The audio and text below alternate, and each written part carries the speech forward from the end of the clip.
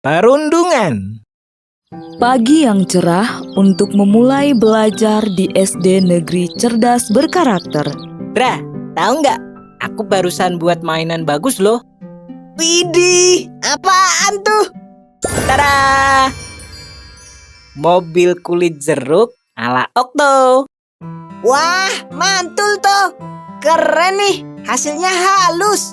Kamu memang kreatif. Hihihi, aku buat sendiri loh. Indra, Okto, sedang ngapain kalian? Kelihatannya seru sekali. Jono, lihat nih hasil karya Okto. Keren kan? Dia bikin sendiri loh. Gini doang. Aku juga bisa bikin. Mainan murahan kayak gini emang cocok buat kamu, Kribo. Ais, dasar si Jono. Orang yang tidak paham seni. Udah gitu, suka ngatain orang seenaknya lagi. Udah biarin aja orang kayak gitu. Waktu terus berlalu hingga tiba waktunya istirahat. Okto memanfaatkan jam istirahat dengan membaca buku misteri kesukaannya. Di saat sedang membaca, tiba-tiba... Kribo, sedang baca apa kau? Nampaknya seru sekali bukumu itu. Memangnya buku apa yang kau baca? Ini buku misteri, petualangan detektif. Buku apaan sih? Sok banget baca-baca buku. Emangnya kamu ngerti isinya apaan? Sungguh cocok sama orangnya. Misterius, aneh pula. Dasar krimis, Kribo misterius. Julukan yang pas sekali untuk orang aneh sepertimu. Mendengar itu, Okto jadi malu karena banyak yang melihatnya dan menertawakannya. Si Jono tukang onar. Okto, kamu harusnya melawan ketika dia menjahili dan mengejekmu. Aku takut, Dra. Badan dia kan besar. Aku takut dia apa-apain. Lagian, paling dia cuma bercanda. Teman-teman Okto tetap menasihati Okto untuk lebih tegas lagi jika ia kembali dijahili. Hari demi hari, ternyata Jono tidak berhenti untuk menjahili Okto. Bahkan malah semakin parah karena Okto diam saja dan membiarkannya. Kribo, ini bangkuku. Ngapain kamu duduk di sini? Kalau mau duduk, kamu harus bayar. Sini bayar 10.000. Kejadian ini terus berlangsung di sekolah. Hingga suatu hari, Okto tidak berangkat ke sekolah. Sepulang sekolah, Indra, Nadia, dan Donita pun berencana untuk menjenguk Okto. Mereka berpikir Okto tidak berangkat karena sakit. Sesampainya di rumah Okto, Terima kasih teman-teman. Kalian sampai repot-repot datang ke rumahku. Okto, ternyata kamu tidak sakit ya? Mengapa tidak masuk sekolah hari ini? Ceritakanlah yang sebenarnya pada kami. Kami akan coba membantumu. Sebenarnya aku takut untuk berangkat sekolah karena Jono. Ia tidak berhenti untuk terus menjahiliku. Kalau kamu takut, laporkan saja kepada ibu guru, Okto. Kami akan menemanimu.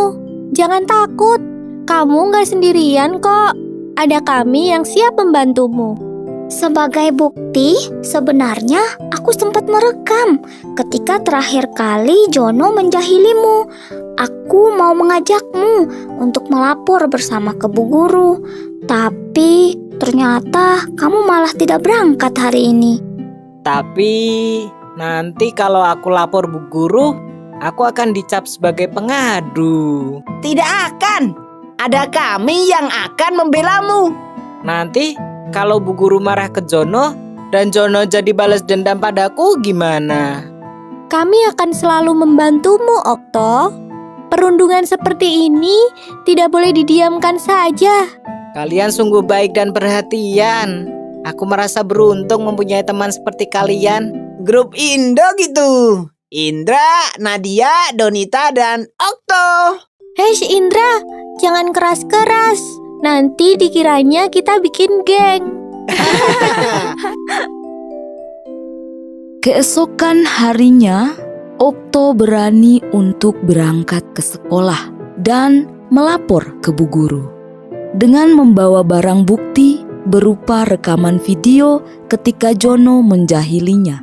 Sudah berapa lama ini terjadi, Okto? Sejak kami kelas 1, Bu. Bu Guru pun segera memanggil Jono dan Prengki. Jono, Prengki, ke ruang Ibu Guru sebentar ya. Waduh, kenapa ini? Aku jadi takut kalau dipanggil ke ruang guru. Aku juga. Terakhir kali gara-gara kita usil sama anak kelas 1 itu. Iya ya, kira-kira kenapa ya?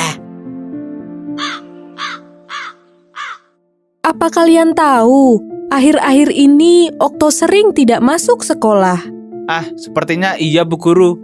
Setelah Ibu selidiki, ternyata kalian sering berbuat jahil padanya ya. Kalau kalian tidak berhenti, itu hanya akan merugikan kalian. Coba bayangkan kalau Okto sampai berhenti sekolah. Kemudian semua orang tahu bahwa kalianlah penyebabnya. Maka kalian akan dicap sebagai anak nakal selamanya. Apa kalian mau seperti itu? Ah, jangan Bu Guru. Perundungan itu adalah tindakan agresif yang dilakukan untuk merendahkan seseorang dan berdampak negatif. Hal yang kalian lakukan selama ini ke Okto juga termasuk perundungan. Kalian tahu mengapa? Tidak Bu Guru. Karena kalian melakukan hal buruk kepada Okto dengan tujuan menghina, hingga akhirnya Okto takut untuk pergi ke sekolah. Ingat, hal yang kalian anggap lucu atau bercanda bisa jadi merupakan hal yang menyakitkan dan memalukan bagi orang lain. Jangan sampai kalian dikenal sebagai anak jahat nantinya. Nah, sekarang Jono dan Prengki, kalian tahu apa yang harus kalian lakukan kepada Okto. Jika kalian tidak bisa berubah, Ibu terpaksa memanggil orang tua kalian loh. Karena perundungan adalah hal yang serius dan sama sekali tidak boleh terjadi, apalagi di sekolah.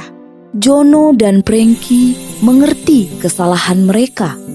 Dan mereka pun menjabat erat tangan Okto sambil meminta maaf.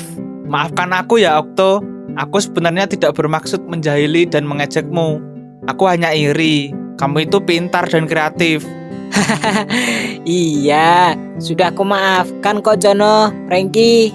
Kalau nanti memang mau belajar bersama, aku tidak keberatan kok. Sejak saat itu, Jono tidak pernah lagi menjahili Okto. Diam-diam, Bu Guru telah menghubungi orang tua Okto untuk meminta mereka mengawasi perubahan perilaku Okto, berjaga-jaga seandainya Jono kembali berulah. Namun, kekhawatiran itu tidak terjadi. Semua anak bisa berteman dengan baik.